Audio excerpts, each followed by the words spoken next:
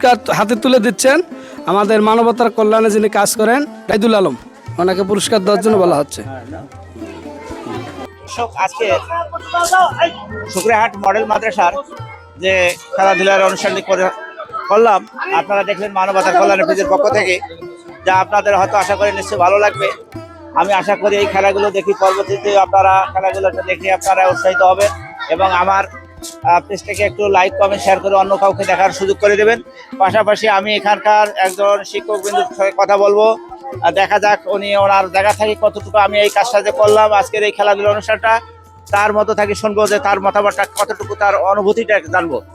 উপস্থিত যারা আছেন সকলের প্রতি আমার সালাম, আসসালামু আলাইকুম রহমতুল্লাহ। আপনারা অবগত আছেন যে আমাদের এই মানবতার কল্যাণে ডাক্তার রাইদুল আলম উনি বিভিন্ন জায়গায় বিভিন্ন ভালো কাজ করে থাকেন। আমার নিজের চোখের দেখা, তিনি অসহায় মানুষের মুখে হাসি ফোটানোর জন্য অনেক কাজ করে থাকেন। আবার ইদানিং উনি বিভিন্ন মাদ্রাসায় বিভিন্ন ভালো ভালো জায়গায় ফুটবল, ভলিবল এরকম অনেক কিছু দিয়ে সহযোগিতা করেন। তার এই ধারাবাহিকতায় উনি আমাদের মাদ্রাসায় একদিন আসছিলেন, আমাদের বাচ্চারা তার কাছে আবেদন করছিল যে আমাদেরও খেলা দেওয়া হোক। উনি আমাদের এই কথাটা শুনছেন, তার এই ধারাবাহিকতায় আজকে খেলা হলো। তিনি একজন মানব কল্যাণে বিভিন্ন কাজ করে থাকে, যেমন অসহায় মানুষের মুখে হাসি ফোটানোর জন্য একটু চেষ্টা করে। তার অনেক লক্ষ্য আছে, যেমন আল্লাহর উদ্দেশ্য, আল্লাহর সন্তুষ্টি অর্জনের জন্য তিনি চেষ্টা করেন এবং সামাজিক দায়িত্ব পালনের একটি উদ্যোগ গ্রহণ করেন।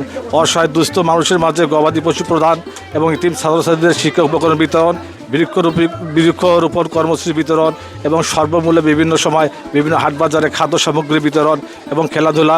তার ধারাবাহিকতা আজকে এই মডেল মাদ্রাসা শুকরিয়াহাটে তিনি এসেছেন। ছোট ছোট কোমলবতী বাচ্চাদের তিনি শিক্ষা উপকরণ দিচ্ছেন এবং তিনি স্বেচ্ছা বিভিন্ন ধরনের সংগ্রহের সাথে জড়িত।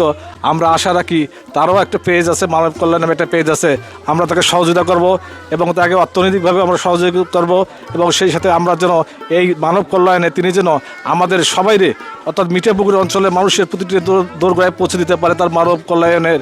এবং আমরা আল্লাহর কাছে দোয়া করব তিনি যেন তার এই কাজ চালিয়ে যেতে পারে।